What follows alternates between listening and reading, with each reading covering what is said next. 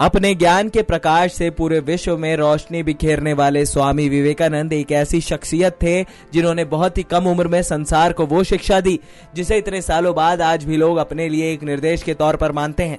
विवेकानंद एक ऐसे व्यक्तित्व का नाम है जिसके आकर्षण से ना तब कोई बच पाया था और ना ही आज कोई बच सकता है।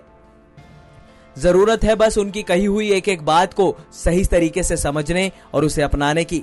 हम आपको बता दें कि 12 जनवरी को स्वामी जी के जन्म दिवस के रूप में मनाया जाता है। स्वामी विवेकानंद युवा शक्ति के पक्षधर भी थे और चाहते थे कि युवा अपनी ताकत को पहचाने और आगे बढ़े, इसलिए इस दिन को अंतर्राष्ट्रीय युवा दिवस के नाम से भी जाना जाता है। आज हम आपको स्वामी विवेकानंद के जीवन से जुड़ी एक ऐसी घटना के बारे में अवगत कराने वाले हैं जिसने उनके जीवन की दिशा को ही बदल दिया था। हम आपको बता दें कि ये कहानी विवेकानंद और देश की एक मशहूर वेश्या से जुड़ी हुई है। ऐसी वेश्या जिससे मिलने के बाद विवेकानंद ने अपने सन्यास के प्रण को और भी मजबूत होते हुए देखा था। एक बार स्वामी विवेकानंद और उनके सम्मान और उनके स्वागत के लिए एक राजा के भव्य समारोह का आयोजन किया था और इस आयोजन में राज्य की सबसे बड़ी वेश्या को भी बुलाया गया था। वेश्याओं को बुलाते वक्त शायद राजा ये भूल गए थे कि एक सन्यासी के स्वागत में वेश्याओं का आना सही नहीं है और विवेकानंद भी इस समय युवा थे और अपरिपक्व थे।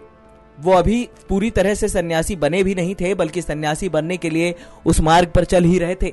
जब राजा को अपनी गलती का एहसास हुआ तो उन्होंने स्वामी विवेकानंद से माफी मांगी, लेकिन विवेकानंद बिना कुछ बोले अपने कमरे में गए और कमरे को बंद कर लिया।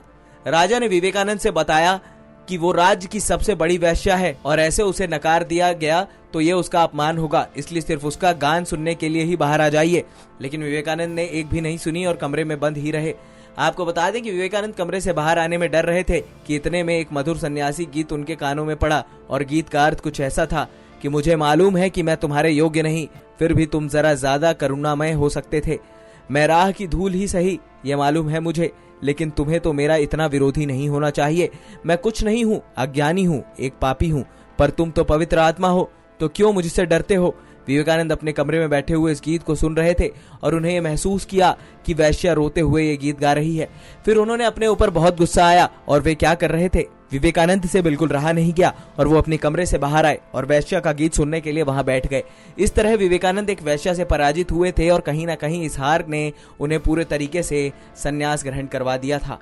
स्वामी विवेकानंद ने अपनी डायरी में लिखा भी है कि ईश्वर से एक नया प्रकाश मिला है मुझे, डरा हुआ था मैं, जरूर कोई लालच रही होगी मेरे भीतर, इसलिए डर गया था मैं, लेकिन उस औरत ने मुझे पूरी तरह हरा दिया।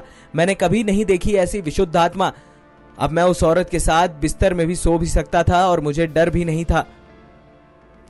इस घटना के बाद विवेकानंद को अपने रास्ते पर तटस्थ रहने के साथ साथ अपने निश्चयों के प्रति समर्पित रहने का भी ज्ञान मिला था।